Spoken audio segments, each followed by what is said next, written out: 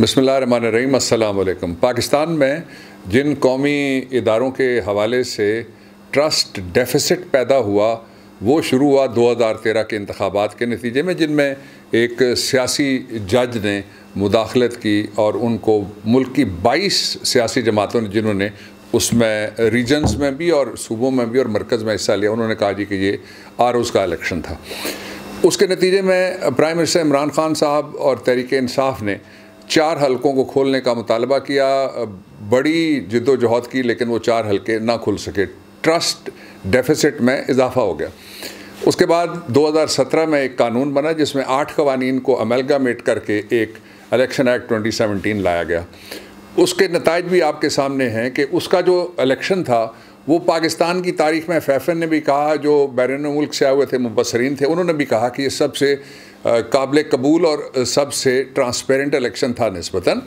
पिछले कई इंतखाबात के साथ उन्होंने तकाबुल किया, मुख्तलिफ तज्ज़ियाकारों ने भी, और ये राय सामने आई। लेकिन एक वावेला ये मचाया गया कि ये गवर्नमेंट इलेक्शन रिग हुआ है, जिसके नतीजे में ये गवर्नमेंट बनी है।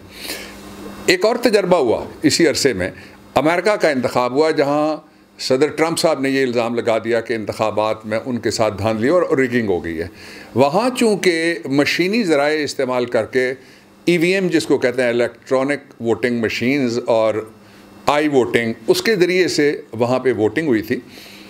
उसका नतीजा ये निकला कि जब वो इल्ज़ाम लगाते गए तो वो बड़े बज़ाहिर भारी इल्ज़ामात थे, लेकिन जब वो चेक किया गया सिस्टम और बैकअप उसका सारा, तो पता लगा कि उन इल्ज़ामात में कोई जान नहीं है। इसलिए वो अवाम के अंदर भी और अदालती तौर पे भी बहुत पंपन शो के बावजूद भी अपनी जो उनकी जंग थी वो हार गए। पाकिस्तान में हर सियासी जमात ने कहा कि इलेक्शन में धांधली होती है। क्या इसमें से निकलने का कोई रास्ता है या नहीं है? लोग बात करते आए हैं। मिसाल के तौर पे तीसरी मिसाल आपको दी जा सकती है, जो सेनेट के इलेक्शंस हैं, कि उनके अंदर ज़मीर बिकते हैं, मंडियाँ लगती हैं, इंसान फ़रोख्त होते हैं भेड़ बकरियों की तरह से। आपने देखा वीडियोस भी पकड़े गए, और उस इलेक्शन पे भी बहुत सवालात हैं जो अभी तक जारी हैं। वो ख़त्म होने वाला एक सिलसिला है जो शुरू हो गया है। इसमें से रास्ता क्या निकलता है? वो रास्ता आपको तहरीक इंसाफ और प्राइम मिनिस्टर इमरान खान और उनकी गवर्नमेंट ने दिया है। वो ये है कि हम इलेक्टोरल रिफॉर्म्स करें। उसके सिलसिले में हमने बड़ी लंबी बहस तमहीस के बाद और बहुत लंबी एक्सरसाइज के बाद, और प्राइम मिनिस्टर उसकी ख़ुद निगरानी कर रहे हैं, और हर वीक को ministry of parliamentary affairs cabinet के सामने भी रिपोर्ट रख रही है कई अरसे से। और उसके बाद हम कुछ नताइज के ऊपर पहुँचे हैं, वो आपके सामने मैं रखना चाहता हूँ। मिसाल के तौर पर पाकिस्तान में सारी सियासी जमातें बैरून मुल्क मुकीम पाकिस्तानियों से ये वादा करती आई हैं कि हम आपको वोटिंग का राइट देंगे। उसके लिए किसी ने आज तक कोई कोशिश नहीं की, कोई कानून साजी की और आइन साजी की कोशिश नहीं की। उनके लिए जो बैरून मुल्क मुकीम पाकिस्तानी हैं, उनको मैं तहरीक इंसाफ के मंशूर के मुताबिक जो इस वक्त उनको ओवरसीज़ पाकिस्तानीज़ को राइट मिलने जा रहा है, वो वोटिंग राइट है। और इसके लिए हम सेक्शन 94 है, सेक्शन 94 जो इलेक्शन एक्ट 2017 का, उसके अंदर तरमीम ला रहे हैं। एक प्रपोजल ये है। दूसरा ये है कि जो इलेक्शन के अंदर हिस्सा लेने के लिए जो बैरून मुल्क मुकीम पाकिस्तानी हैं, उनको हम राइट दे रहे हैं, और उसके लिए एक कॉन्स्टिट्यूशनल अमेंडमेंट है छोटी सी, वो हमने की है। तीसरा इसमें जो सबसे बड़ी बात है वो ये है कि सेनेट के इलेक्शन को फेयर एंड फ्री बनाने के लिए ओपन विजिबल वोट, जिसके लिए कहते हैं कि यानी खुला वोट हो और पता हो किसने किधर वोट दिया है, तो वो वोट, उसके लिए एक तजवीज़ है। उसके साथ ही एक और तजवीज़ ये है कि कुछ लोग इलेक्ट हो जाते हैं, इलेक्ट होने के बाद वो इस दुनिया से भी चले जाते हैं, लेकिन वो ओथ नहीं लेते अपने ओहदे की। कुछ लोग इलेक्ट हो जाते हैं, और उसमें जो केस स्टडी है वो इसहाक डार का है।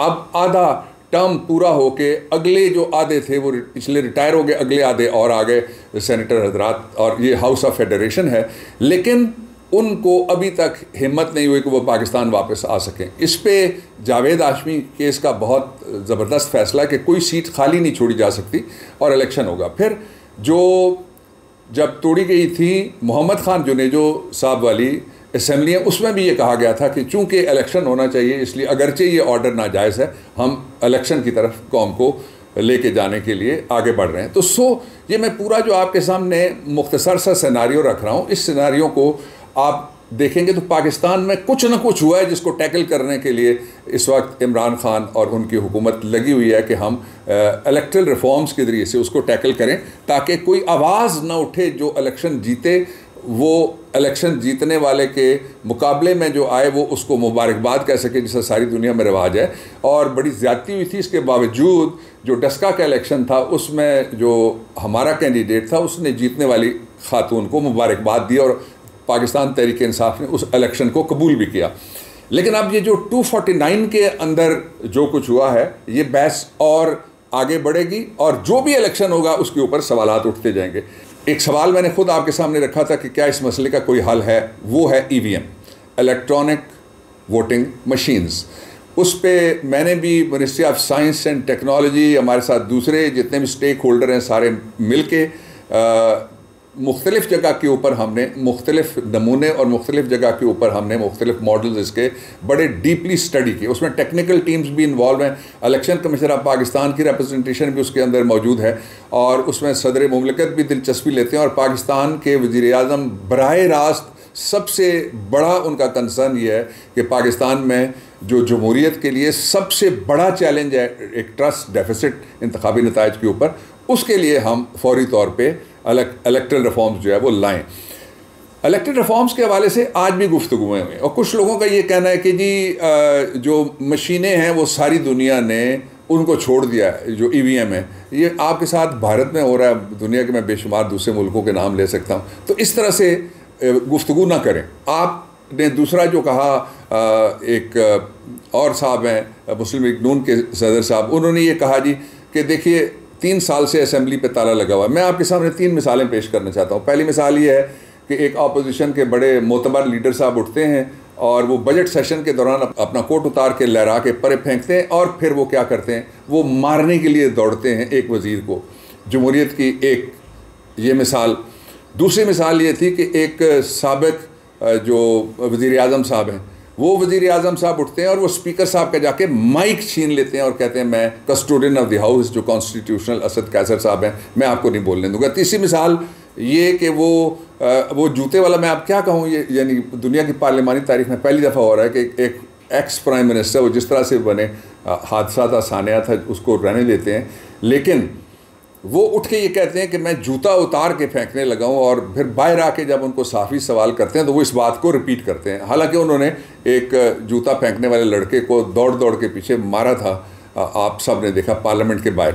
ये जो सारे हालात हैं, इनमें से कौम को आगे बढ़ना चाहिए और कायदे-आज़म हमें इसके लिए ये जो parliamentary form of the government उस वक्त उन्होंने बनाई थी, पाकिस्तान की तारीख़ में पहले 5 दिन के अंदर उन्होंने 5 स्टेप्स ऐसे लिए, जिनमें से एक ये था कि उन्होंने स्पेशल एक पार्लियामेंट्री कमेटी बनाई जिसको कहा कि आप बताइए कि किस तरीके से हम लोगों के हुकूक और जो माइनॉरिटीज़ में रहने वाले पाकिस्तानी हैं उनके हुकूक और जो स्पेशल क्लासेस हैं उनके हुकूक किस तरह से हम प्रोटेक्ट कर सकते हैं। सब ने नारे मारे लेकिन कोई आगे बढ़ने के लिए तैयार नहीं है। तहरीक इंसाफ ने इस चैलेंज को कबूल किया। मैं यहाँ प्राइम मिनिस्टर की तरफ से और पाकिस्तान तहरीक इंसाफ की तरफ से अपोजिशन को गुफ्तगू की दावत भी देना चाहता हूँ। ये लंबी तफसील है, हम आपके सामने रखते रहेंगे कि और क्या क्या हम लेके आ रहे हैं, लेकिन मेन चीज़ें मैंने आपको बता दी हैं जिनमें बैरून मुल्क मुकीम पाकिस्तानियों के लिए राइट ऑफ वोट है और इलेक्ट्रॉनिक वोटिंग मशीन्स का इस्तेमाल है। और उसका जो मैं एक हल्का सा आपको खाका ये बता देता हूँ कि वो मशीन ऐसी होगी कि एक ये है एलिमेंट उसका जिसके अंदर शनाख्ती कार्ड जब आप इसके सामने रखेंगे तो वो पता लग जाएगा कि ये आदमी शनाख्ती कार्ड वाला ही है या कोई दूसरा है। उसमें फेशियल रिकग्निशन भी है और एक और भी उसमें ऐप मौजूद है। ये मशीन यहाँ पे इसका काम शुरू होगा। जब ये आइडेंटिफिकेशन मिल जाएगी तो फिर एक मशीन और होगी जिसको आइडेंटिफिकेशन यहाँ से जाएगी, वो फिर वो मशीन वोट जनरेट करेगी। वो जो इलेक्ट्रॉनिक मशीन है वो फिर जुड़ी हुई है उससे, जहाँ पे जब ये यहाँ पे वो भेजेगी, ये दूसरा जो टैबलेट है या दूसरी मशीन है वो जब इसको भेजेगी बोर्ड के ऊपर भेजेगी तो वहाँ खड़े होकर आदमी नाम पहले उसके ऊपर और फिर जो इंतखाबी निशान है उसके ऊपर टच करेगा तो एक वोट जनरेट होके जो उसको सामने नज़र आ रहा होगा वो गिर जाएगा। एक तो इलेक्ट्रॉनिकली रिजर्व हो जाएगा, प्रिजर्व हो जाएगा, जिसको बाद में सालों तक देखा जा सकेगा, और दूसरा एक पर्ची कट के जो बॉक्स उसके नीचे ही लगा हुआ होगा उसके अंदर वो पर्ची चली जाएगी। ये सारा काम आसान काम नहीं है। वो कहते हैं ना, ये शहादत गए उल्फत में कदम रखना है। लोग आसान समझते हैं मुसलमान होना। अगर हमने सही तरीके से वोट को इज़्ज़त देनी है, पार्लियामेंट को एहतराम देना है, तो मैं इमरान खान साहब की गवर्नमेंट की तरफ से और पाकिस्तान तहरीक इंसाफ की तरफ से दावत देता हूँ कि अपोजिशन कौम का साथ दे और वोट को इज़्ज़त देने के लिए सही मानों में वो जगह जहाँ वोट से बनने वाले जाके बैठते हैं वहाँ वापस आ जाए। पार्लियामेंट को चलने दे। कौन नहीं चलने दे रहा, सारी दुनिया देख रही है। और हम सारे पार्लिमानी कानूनी आइनी ज़राए इसके लिए इस्तेमाल करने के लिए तैयारी कर रहे हैं इंशाअल्लाह अज़ीज़।